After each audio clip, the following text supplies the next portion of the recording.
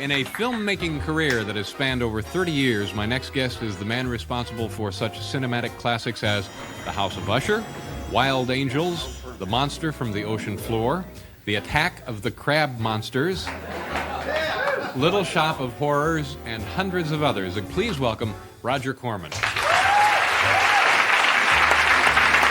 What's up, Vault Dwellers? Dan here, and welcome back to the ultimate guide to Roger Corman Films. We're on part 3, and if you missed part 1 or 2, both are linked in the description and on screen at the end of this video. Today, we're picking up at number 55 and working our way down to number 41.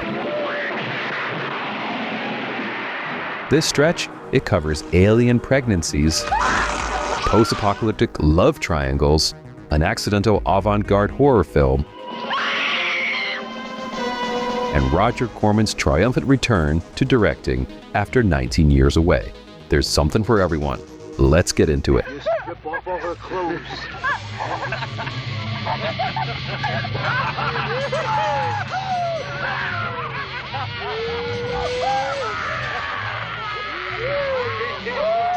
Some weren't all that great, and Roger would be the first guy to tell you that.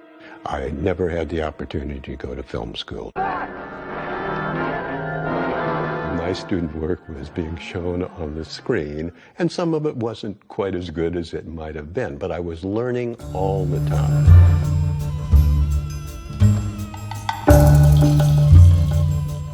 Night of the Blood Beast from 1958 is the film that quietly invented a premise Alien would turn into a blockbuster 21 years later. He's got a killer! Fire over its head! A returning astronaut is pulled from the crash site. He appears dead, and it turns out he's very much not dead, just pregnant with alien embryos. What are they? The amorphic cell structures have expanded to...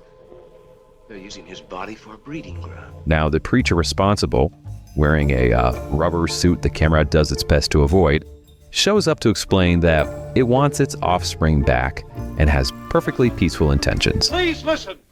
Do not be afraid. I am not here to harm you. We're too far away. Let's move in. The dead astronaut, he agrees with it.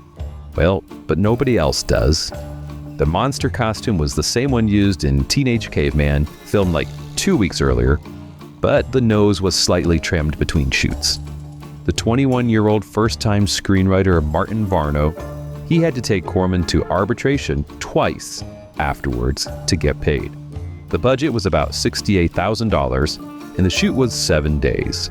The film eventually got the Mystery Science Theater 3000 treatment, which elevated its legend considerably.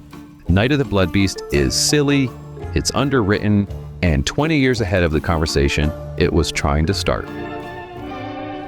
You've got to kill me!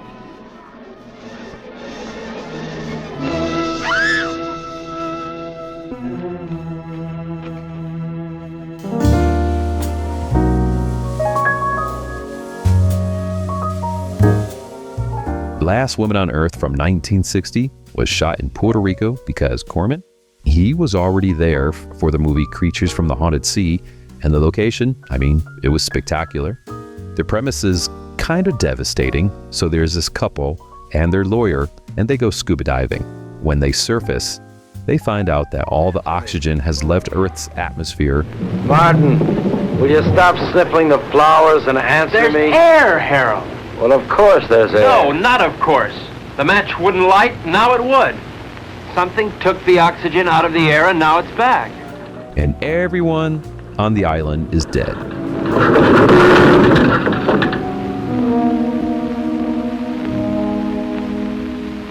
Let's take this one and go back to the hotel. Just 3 survivors, 1 woman and 2 men who want her. It's a post-apocalyptic love triangle that asks what human nature actually looks like when civilization is gone. But it never was his system, or mine. Hurt. To begin with, when we first got here, I asked for suggestions. Neither of you had anything but smart remarks. Well, somebody's got to take the responsibility somewhere. The screenplay was written by Robert Towne, the future author of Chinatown, who also appears in the film under the pseudonym Edward Wayne. Because Corman, he was shooting without a finished script, and Towne, He had to keep writing scenes and then performing them because there just was nobody else available. What? Leave him alone. Martin, he wanted you alone. I don't think he realizes what that means. Martin. All right, Ev, I do want you with me. The acting, it's variable, and the budget is super thin on this one. And the whole thing has like this melancholy that lingers far longer than the title suggests it should. For a film assembled on the fly in Puerto Rico without a completed script, Last Woman on Earth is more thoughtful than anyone involved probably had time to plan for. This is no game no more, boy. It's always a game, Hal. How is Evelyn? Nice? Not bad. But why not find out for yourself?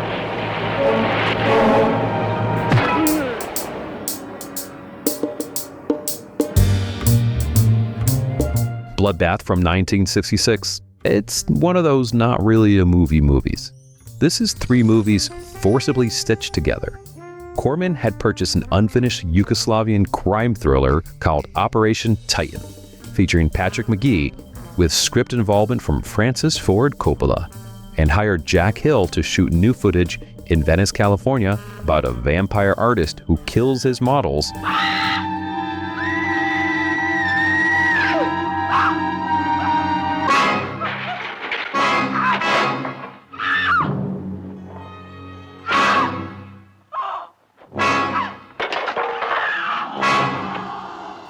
and then dips them in boiling wax. When Corman wasn't satisfied, he brought in Stephanie Rothman to add even more material, including an ancestor as witch backstory and an oil dissolve effect very new to American cinema. The result, it's nearly impossible to follow as a story. Well, it is occasionally extraordinary as atmosphere though. Hill's Venice Beach beatnik sequence does have like a cool, sun-bleached menace to it, but what you really get is 3 directors, each trying to make their own film, with Corman just stapling the seams together. Tony, why can't I come to your studio? This is not the place for you when I work.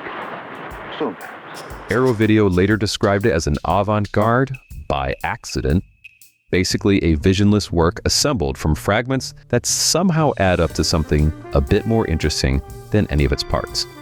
That's as good a description of Bloodbath as anyone has ever managed before.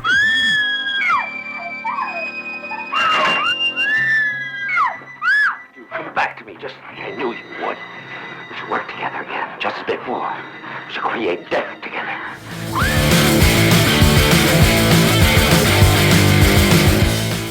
Devil's Angels from 1967 is proof that John Cassavetes could bring something real to just any material. It's pretty as a picture. Yeah, well, which way does the old funk live? Brown house on top of the hill. That way. Bye. That way. Thanks a lot. Including material that does not remotely deserve him. Nothing. We didn't do anything. We'll see what she has to say about that. Well, it doesn't matter what she says. Don't bet your life on it. AIP's follow-up to The Wild Angels stars Cassavetes as Cody, and he's the leader of a biker gang called the Skulls who want to find somewhere quiet to settle down and just be left alone. Hey, man, that's groovy. Yeah. Hey, Daddy, I stole it, so it's mine. All right, it's yours. The problem is that John looks about as much like an outlaw biker as a man who directs experimental films about marital anxiety. Ideas to get there. Cody, there won't be anything in Hole in the Wall. There's no place that's got good things that hasn't got cops. Cool. Well, it's true. Ain't true. He leans into it with a weary dignity that turns Cody into something interesting. This was directed by Danielle Haller, Corman's former production designer, now firmly in the director's chair. And this has better widescreen photography than it actually needs. There's a fuzz guitar score that's just absolutely everything it should be. The almost assault scene is deeply uncomfortable, and the film has never fully reconciled its competing sympathies.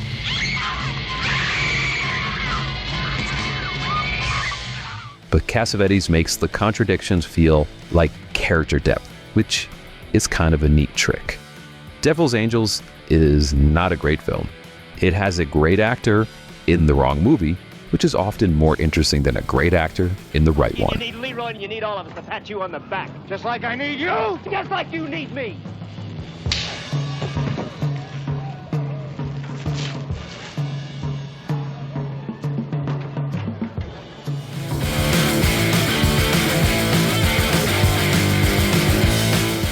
The Wild Angels from 1966 is the film that created a genre. Everything that came after it, like every biker picture, every counterculture exploitation wave, Easy Rider itself, has its DNA in this film. Peter Fonda plays the leader of a Southern California chapter, and Nancy Sinatra plays his girlfriend. You were thinking that I was, well, because the way I used to be and all, I just figured that you thought You talk too much. Oh, and Bruce Dern, he plays the loser, who has like the single worst day of probably any character in Corman's filmography. Hanging all over you. You want me to pull your tooth out, huh? You don't like that, do you? This opened the Venice Film Festival, and it grossed about $7 million. AIP had never made that kind of money on a low-budget picture before this. We're simple people. We only take the best coffee beans for the very best blend. Peter Bogdanovich rewrote most of the script for $300 and spent the shoot doing essentially everything else that was needed. What you feel watching The Wild Angels is Corman operating at the exact intersection of the culture and his own instincts, making something that felt like dangerous without losing control of it entirely. This sits at 51 because what comes above it is better, but this one changed the rules. We're gonna have a party.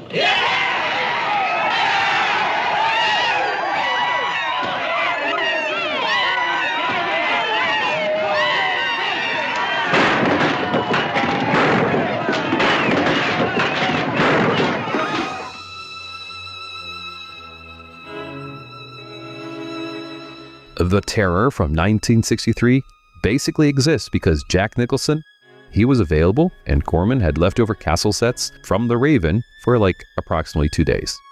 A young Napoleonic officer wanders away from his unit and becomes just obsessed with this mysterious woman who may be the ghost of a Baltic baron's dead wife. I'm a weary, disillusioned soldier, and you're the only pleasant sight that I've seen in 7 months. Go ahead, it's permitted for you to laugh. Boris Karloff plays the Baron, and Corman shoots his scenes in like 3 days. Oh, nonsense. He's a soldier. He doesn't listen to old wives' tales. The important thing is that he leave with all due speed.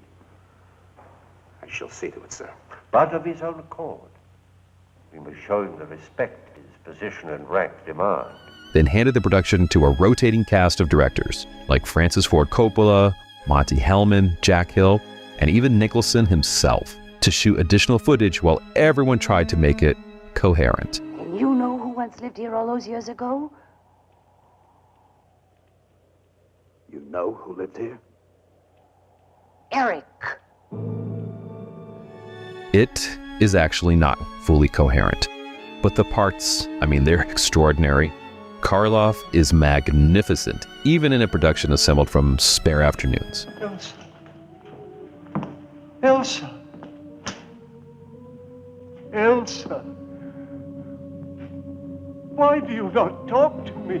Nicholson is earnest and just visibly uncertain in a way that reads as period appropriate for once.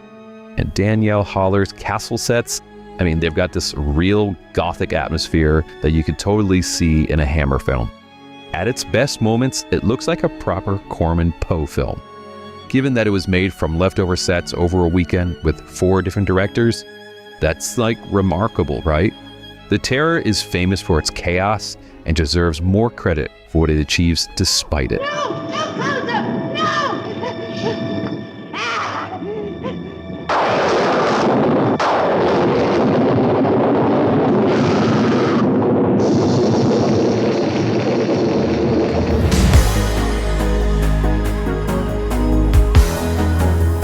Slumber Party Massacre 2 from 1987 has a killer called the Driller Killer.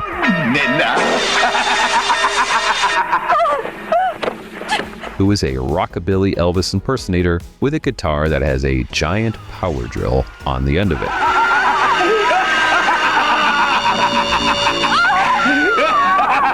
And the film commits to this with straightness of face that borders on nobleness. 4 high school girls, they rent a beach house for the weekend.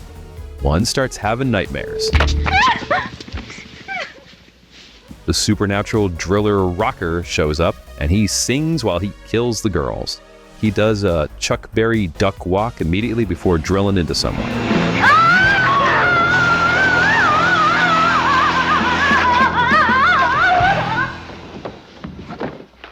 Crystal Bernard from Wings, she plays the lead.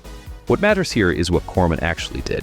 He handed Deborah Brock her directorial debut with real resources and zero interference. Brock used that freedom to make something absolutely strange.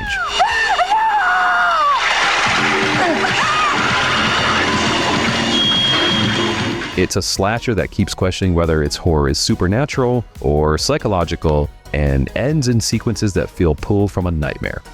It is deeply weird, and I mean that like high praise, right? Slumber Party Massacre 2, it's not a good film by any conventional measure, but it is certainly a so bad it's good film. It is a completely singular film that could not exist without someone just willing to hand first-time directors the keys and walk away.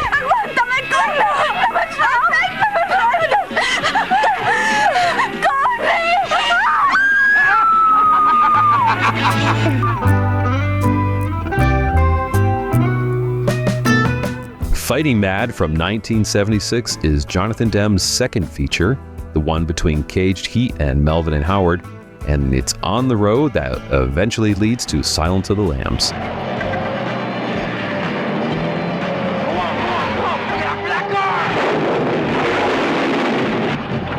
Peter Fonda plays a Vietnam veteran who returns to his Arkansas family farm, and he discovers a corrupt land developer just terrorizing the community.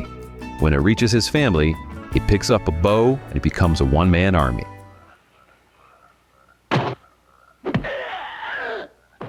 This is a rural revenge picture, clean in structure and completely earnest in its politics. And Demme shoots it like he actually cares about the people living in the landscape.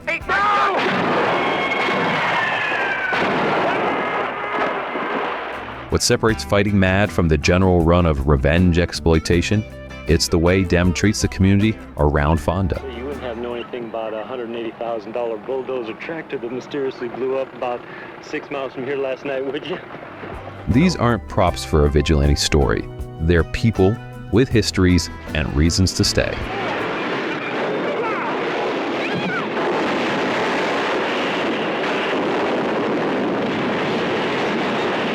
You know, it would be easy to dismiss Fighting Mad as a Corman quickie, and most people do. But what they're missing is a filmmaker at the start of his career doing what Corman's system always produced at its best. Real talent given a genre container, making something more interesting than the genre alone deserved. You lost a lot of...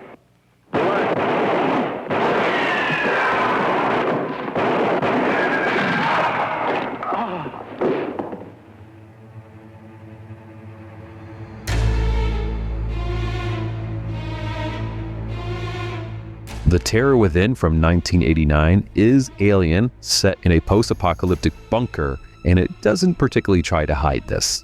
A group of survivors who are underground after a plague that's wiped out the surface discover that a woman has been impregnated by a mutant creature, which then escapes into the ventilation system and begins working through the cast. Shit.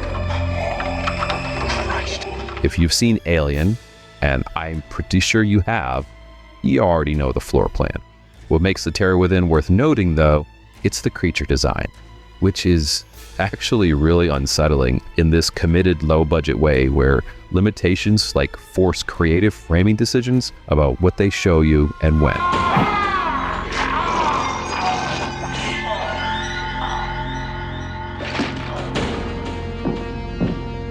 Andrew Stevens starred and later produced the sequel, and the film just moves efficiently, like never overestimates its own ambition, and delivers exactly the drive and experience that it promised.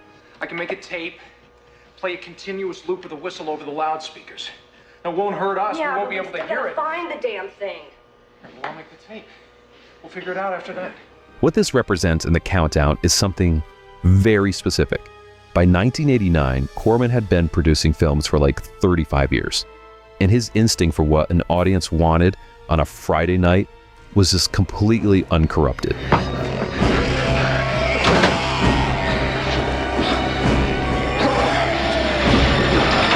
The premise was borrowed from Ridley Scott, and the film found its audience on VHS and cable and just keeps getting found over and over again. You know, essentially this is Corman's law. Give them what they came for and move efficiently toward the ending.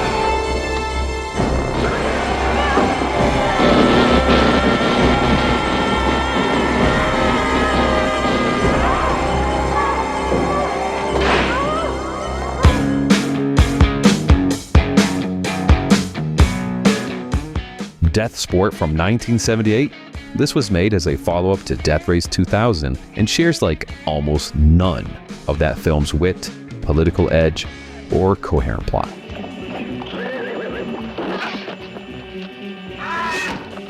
But it does feature futuristic motorcycle gladiators fighting to the death in a post-apocalyptic wasteland.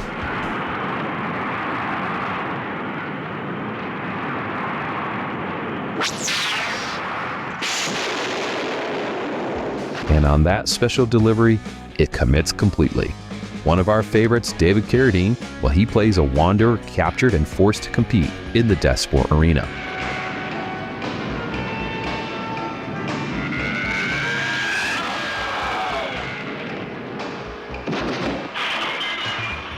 There are motorcycles called death machines, and there's a torture chamber involving transparent tubes. Robert Carradine, he actually co-stars in this. They're heading in straight toward the pass. Do not move until I tell you to. The production was, by multiple accounts, chaotic.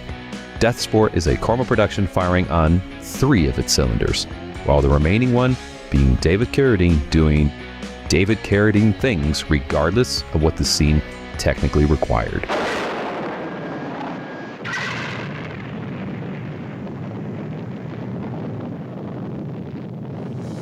The stunt work is just absolutely dangerous looking, and the production design commits to its deranged future.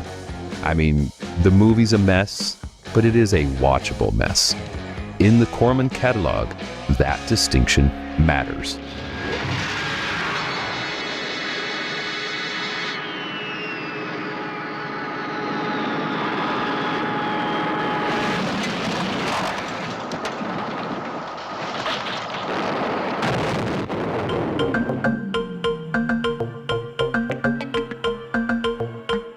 Space Raiders from 1983 is Treasure Island in space, assembled almost entirely from recycled parts. The spaceships, they're from Battle Beyond the Stars.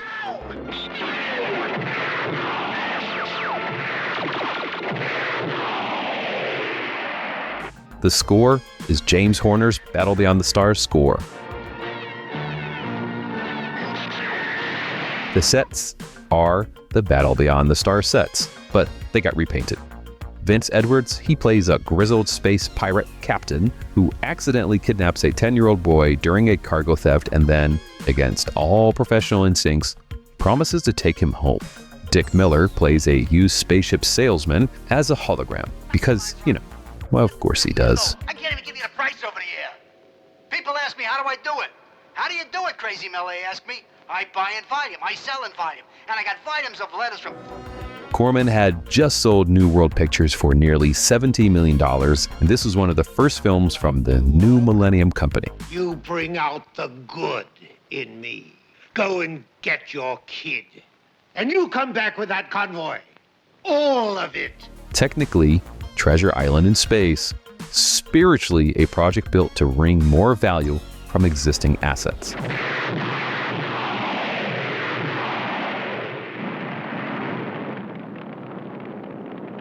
The result is impossible to hate. The kid, he drinks beer with the pirates. There is a space cantina that out-weirds Mos Eisley on a fraction of the budget. The Boston Globe called it a sweet little Star Wars ripoff on cozy, intimate terms with its genre. I think that's exactly right. Space Raiders is a cheerful, unpretentious, and is stocked with creatures that are significantly better than they had any reason to be.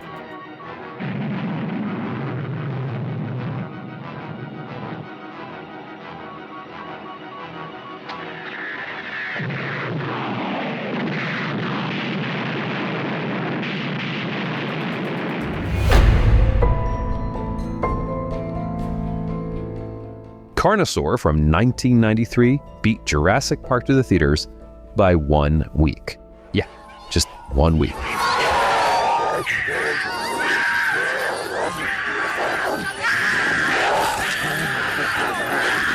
Corman heard Spielberg was making a dinosaur picture, and he pulled a novel that had been sitting on his shelf since 1991 and got it into cinemas first.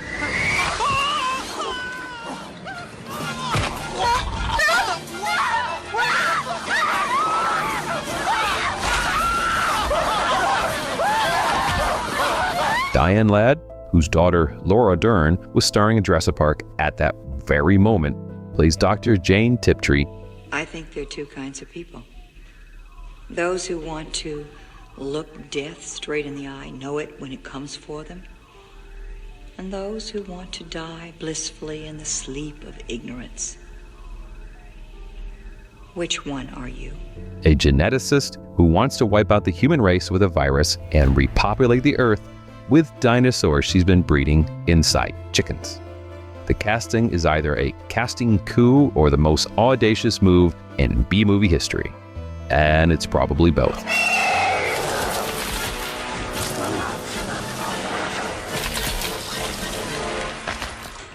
The dinosaurs are rubber animatronics built for $50,000, and they are completely unconvincing, and they are just utterly charming because of it.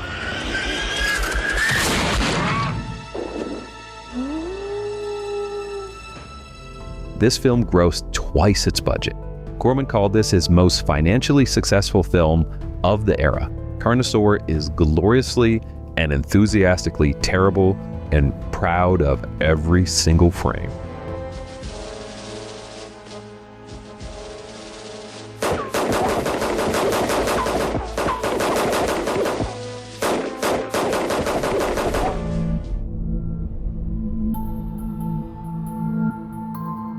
Frankenstein Unbound from 1990 was Roger Corman's return to directing after 19 years away. And it is exactly as strange as that sentence implies. Well, how do you suppose I lost the sheep, huh? How do you suppose I got this gash on my forehead? Spirit! John Hurt plays a scientist from 2031, which is not that far from now, whose weapons experiment opens a time rift that deposits him and his talking car in 1817 Switzerland.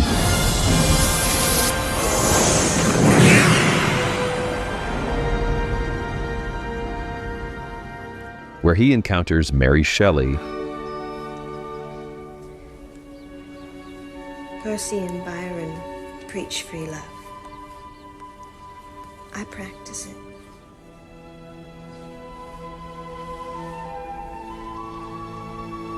Lord Byron, the greatest visionaries of the 19th century.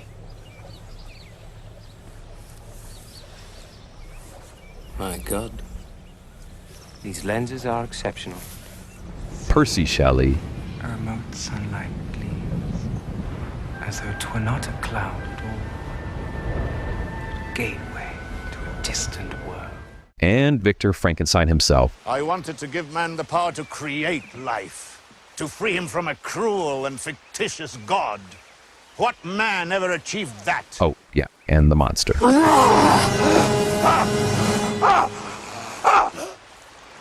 Who are you? Raul Julia plays Frankenstein, and Bridget Fonda plays Mary Shelley. This film is absolutely committed to all of this craziness. Corman was paid $1 million to come back and direct, and an $11 million budget. And somehow, he still made something that looks like a B-movie, which is either a tribute to his instincts or proof that some habits are just too deeply wired to override.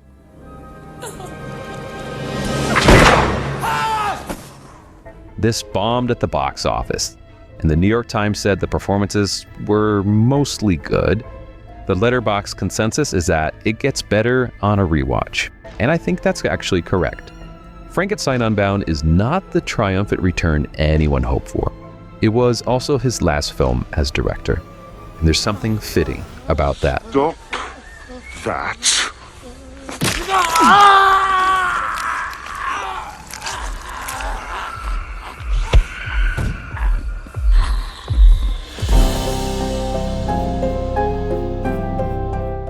Creature from the Haunted Sea from 1961 is a spy, parody, monster film hybrid shot in Puerto Rico, and it's one of the most cheerfully absurd things Corman ever made. And that creature from the haunted sea. A 2-bit American gangster uses the chaos of a fictional Cuban revolution to steal the country's gold reserves, planning to blame the theft on a legendary sea creature. His plan is complicated by the fact that the creature, it's real, and has developed an appetite for his crew. We're gonna show these boys the greatest sea monster they ever saw in their lives. The gangster is played by Anthony Carbone, and his gang includes a character called Pete Peterson Jr., and this is not the film's most ridiculous element. How about you? Does he have to do that? All right, Jack, do it.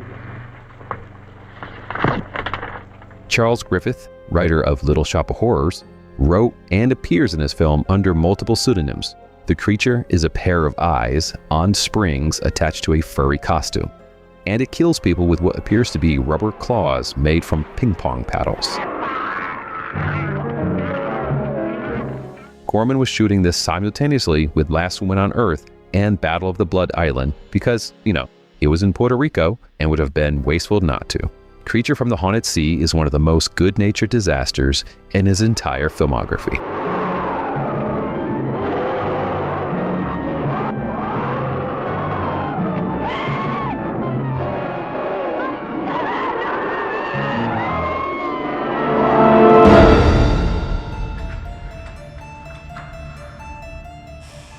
The Premature Burial from 1962 is the one Poe film in the great Corman cycle that actually doesn't star Vincent Price. Just throw them away.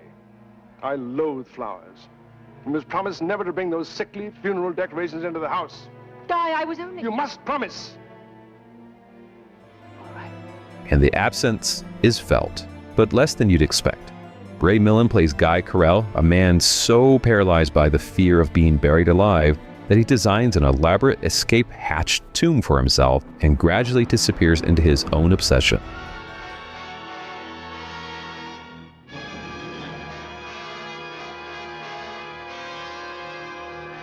Milland brings a different kind of fragility that Price would have, less theatrical and just more unraveling.